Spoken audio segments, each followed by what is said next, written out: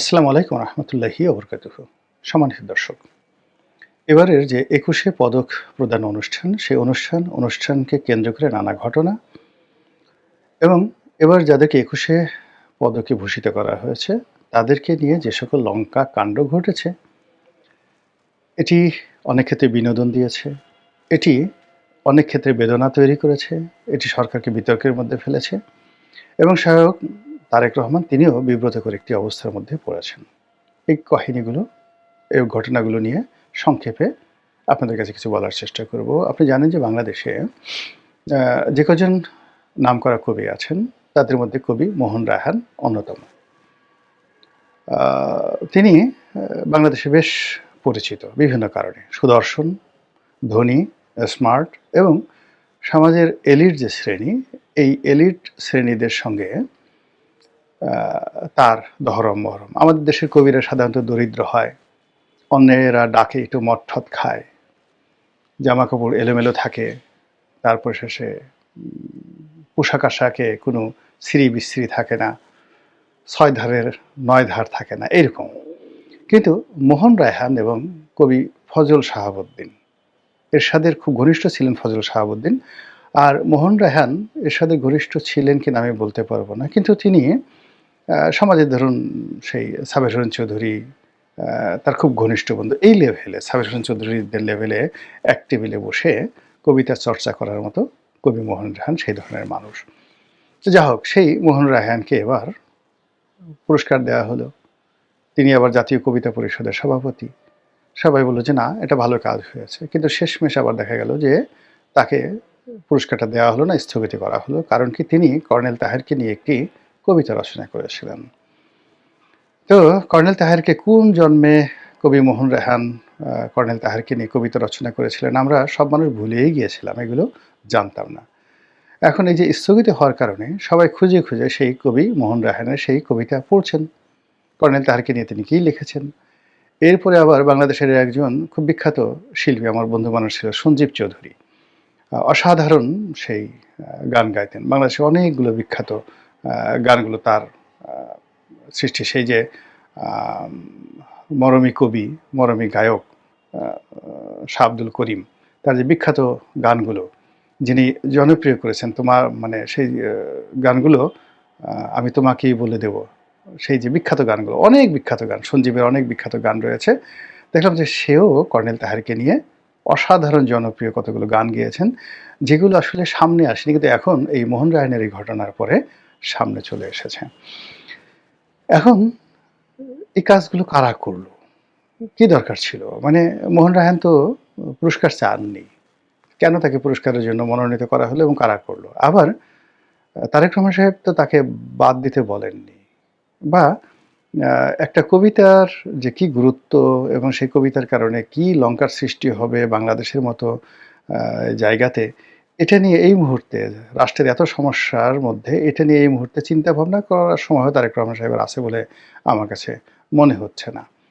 তো যদি এরশাদ হইতো, তাহলে এরশাদ বুঝতো, এরশাদ স্বভাবজাত কবি ছিলেন, যে সবসালা কবি হবে। কবি রফিকুল্লাহ সেই বিখ্যাত কবিতা যখন ছাপা হলো, তখন কবি এরশাদ ভীষণ রকম রেগে গেলেন এবং তাকে গ্রেপ্তার করলেন। তিনি অনেক রিকোয়েস্ট করেছিলেন, যারা তাকে গ্রেপ্তার করতে গিয়েছিল জাহাঙ্গীরনগর বিশ্ববিদ্যালয়ের টিচার কবি রফিকুল্লাহ। বাংলাদেশের যে কটি অনবদ্য কবিতা আছে, সবসালা কবি হবে, পিঁপড়ে গো ধরেছি উড়বেই, হ্যাঁ, বনের দাতাল শুয়োর রাজা শুনে বসবেই, এত অসাধারণ কবিতা আর হয় না। তো সেই তাকে গ্রেপ্তার যখন করতে গেল, তখন বলল যে দেখো, এটা আমি একটা কবিতা লিখেছি, সাধারণ একটা কবিতা, এটা কেউ পড়বেও না, দেখবেও না, কিন্তু তোমরা আমাকে গ্রেপ্তার করার ফলে এই কবিতাও অমর হয়ে যাবে, আমিও অমর হয়ে যাবে, তোমরা আমাকে গ্রেপ্তার করো না প্লিজ। কিন্তু তাকে গ্রেপ্তার করা হলো, কবিও অমর হয়ে গেলেন, কবিতাও অমর হয়ে গেলেন, আর এরশাদের ১২টা বাজলো। একইভাবে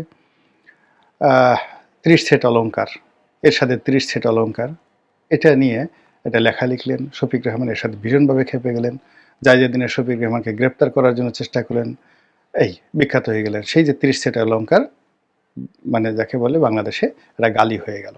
সংসদে যে সমস্ত মহিলারা যান সংরক্ষিত আসরে, তাদেরকে সবাই সেই এরশাদের ৩০ সেট অলঙ্কার হিসেবে সবাই টিটকারি করে, টিল নাও এখন পর্যন্ত। তারপরে এরশাদ জামানাতে আর একটা লেখার জন্য সেই মতিউর রহমান চৌধুরীর বিরুদ্ধে হুলিয়া জারি করা হলো, দুর্নীতিবাজদের উল্লাস নৃত্য। সেই লেখাটা যদি খবরের কাগজে ছাপা হয়েছিল, যদি মামলা না হতো আমি সেই লেখাটা পড়তাম না। আমার তো সেই লেখাটা মুখস্থ হয়ে গেছে, পুরো মুখস্থ। বহুবার সেই লেখার কথা বলেছি। তো মতিউর রহমান চৌধুরী মানবজমিনের সম্পাদক অনেক লেখা লিখেছেন, কিন্তু এই একটা লেখার কারণে তিনি সেই অমরত্ব লাভ করেছেন। তো এরকম আর কি এক একজন সেই মানে তাকে বিখ্যাত বানিয়ে দেয় শাসকরা তাদের বিভিন্ন কর্মকাণ্ডের কারণে। মোহন রায়হানকেও এইভাবে বিখ্যাত বানিয়ে দেওয়া হলো।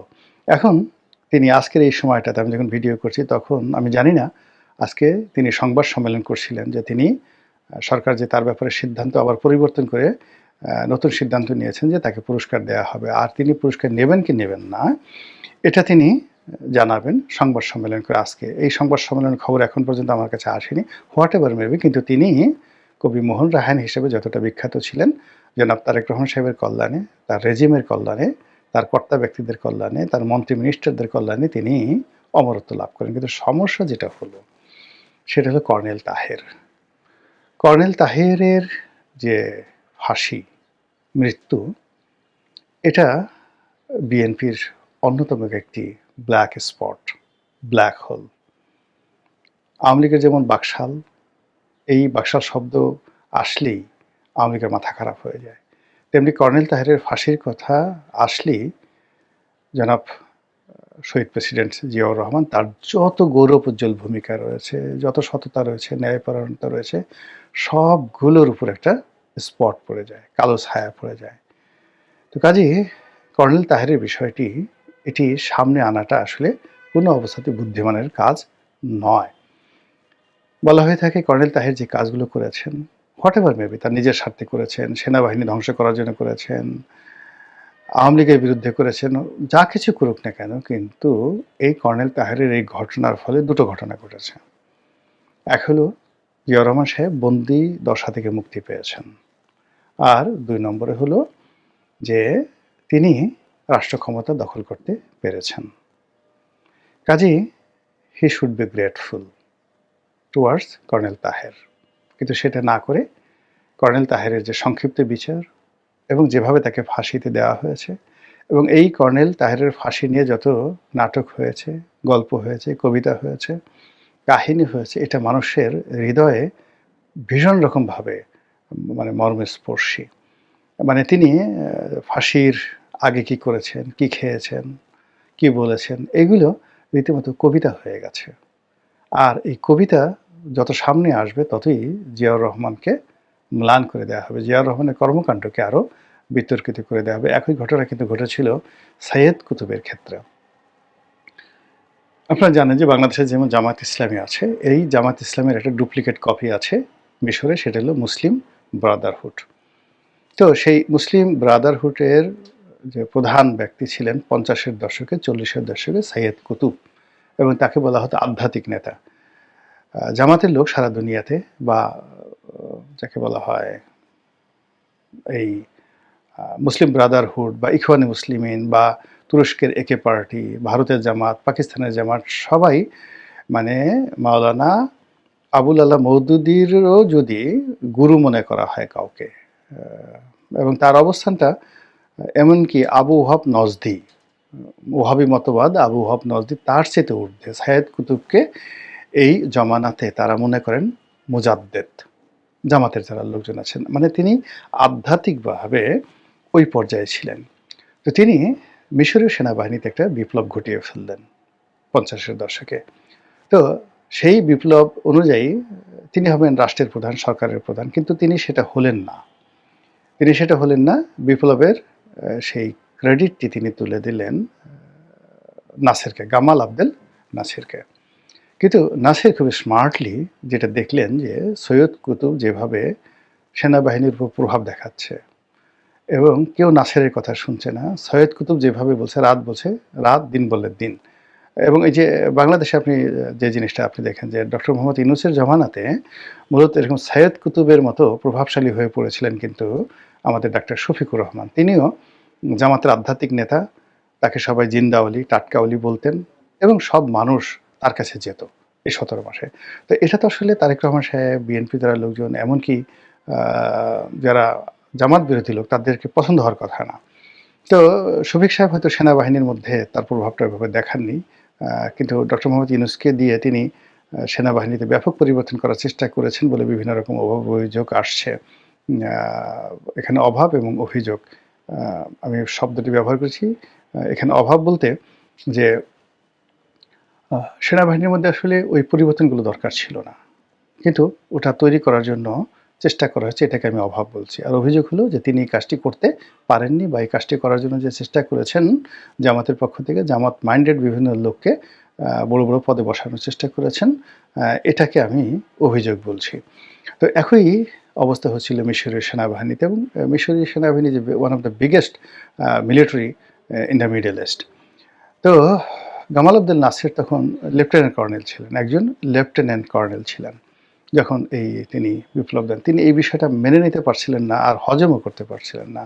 ফলে তিনি অনেকটা ঝুঁকি নিয়ে সেই সৈয়দ কুতুবকে গ্রেপ্তার করে ফেলেন।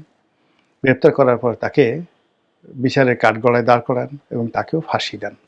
সৈয়দ কুতুবকে ফাঁসি দেন, এবং ওটা এখনো পর্যন্ত মুসলিম ব্রাদারহুড, জামাত সবার কাছে একটা গল্পের মতো কাহিনী। সৈয়দ কুতুবের কথা স্মরণ হলে এবং তার ঘটনা বর্ণনা করে, ওয়াজে বর্ণনা করে বহু হুজুর কেঁদে কেটে, বিশেষ করে জামাতি হুজুর যারা আছে, কেঁদে কেটে গড়াগড়ি করেন আর কি।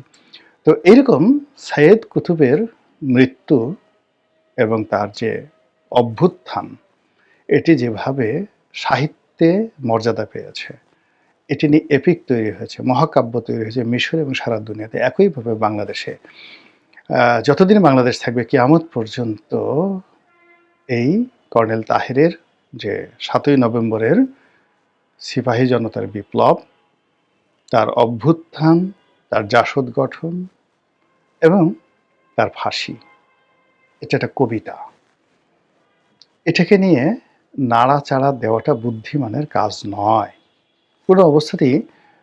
এই মুহূর্তে যদি কেউ বলার চেষ্টা করে তাহের সাহেব খারাপ ছিলেন, তাহের সাহেব রং ছিলেন, জিয়া ওয়াজ রাইট, কোনো অবস্থাতেই আপনি যেটা মানে সাহিত্য যেটাকে মর্যাদা দেয়, যেমন মহাভারত একটা সাহিত্য, আপনি রামকে রামায়ণের চরিত্রে বানিয়ে নিতে পারবেন না। আপনি কৃষ্ণকে কিংবা ধরুন অর্জুনকে, কিংবা আপনি যুধিষ্ঠিরকে, ধর্মপুত্র যুধিষ্ঠিরকে, বা কিংবা আপনি শকুনকে, কিংবা আপনি পঞ্চপাণ্ডবকে আপনি মহাভারতের বাইরে নিতে পারবেন না। যত সত্য কথা বলতে গেলে লোকজন হিন্দুরা রাস্তায় নেমে আসবে। তো এরকম একটা ইতিহাস যখন কাউকে ওই মর্যাদা দিয়ে, যে আপনি সেই বিষাদ সিন্ধু, কারবালার বিষাদ সিন্ধু যেভাবে কারবালার ঘটনা তুলে ধরেছে, কিংবা কবি নজরুল ইসলামের কারবালা যে কবিতা, নীলসে আসমান লালে লাল দুনিয়া, আম্মা লাল তেরি খুনকিয়া খুনিয়া, কাঁদে কোন ক্রন্দসী কারবালার ফোরাতে, আপনি এই কবিতার বাইরে ইমাম হাসানকে নিতে পারবেন না।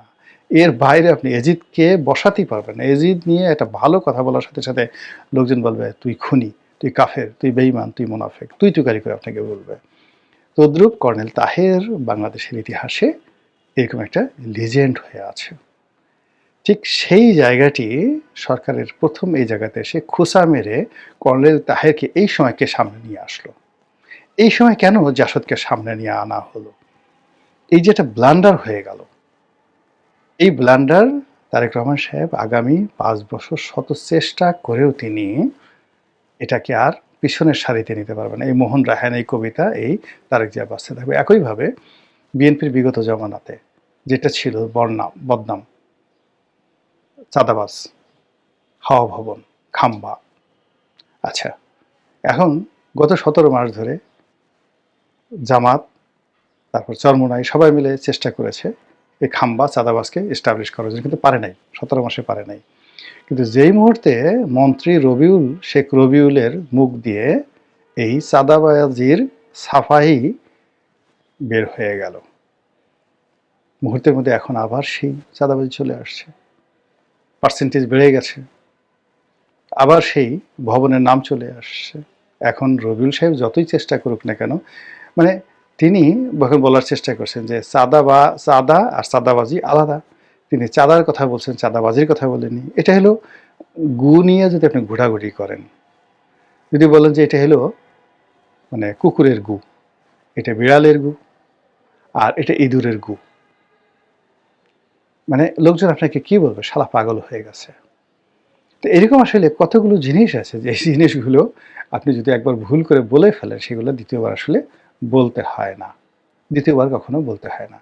এখন এই যে কথাটা রবিউল সাহেব বলে ফেলেছেন, it's a mistake, slip of tongue. স্রেফ বলা উচিত ছিল, এটা আমার স্লিপ অফ টাং। যা বলতে চেয়েছি সেটা আমি বলতে পারিনি। এটা আমার দুর্বলতা, মানবিক দুর্বলতা। যা বুঝাতে চেয়েছি সেটি আমি বুঝাতে পারিনি। আমি ক্ষমা প্রার্থী।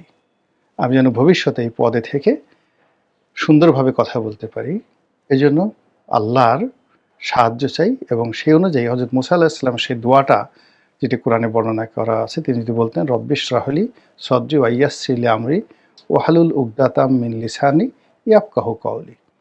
এতটুকু মুখস্থ করে বলার সাথেই মানুষের রাগ মুহূর্তের মধ্যে শূন্য হয়ে যেত, কেউ কোনো একটা শব্দ করতে পারতো না। কিন্তু সেটা না বলে তিনি টেলিভিশনে আসছেন, চাঁদা কি, চাঁদাবাজি কি, মসজিদের চাঁদা, মানে মসজিদে তিনি মসজিদে চাঁদা দিচ্ছেন, ক্লাবে চাঁদা দিচ্ছেন, দলে চাঁদা দিচ্ছেন, এটা বর্ণনা করছেন।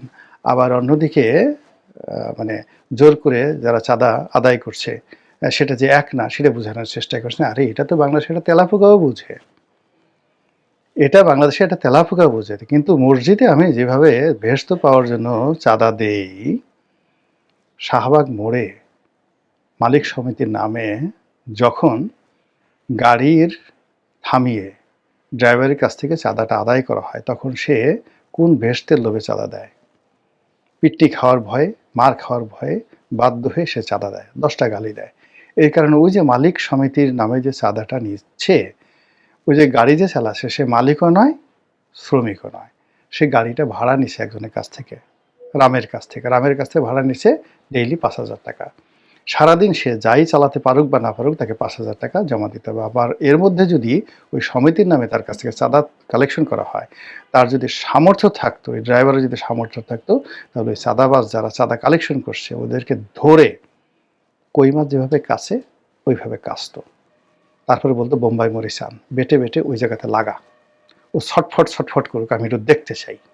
এইরকম এই যে সড়ক পরিবহনে যারা চাঁদাবাজি করেন, চাঁদা কালেকশন করেন, তাদের ব্যাপারে মানুষের রাগ, ক্রোধ এবং ক্ষোভ। মানুষ এগুলো দিতে চায় না, মানুষ এগুলো দিতে চায় না।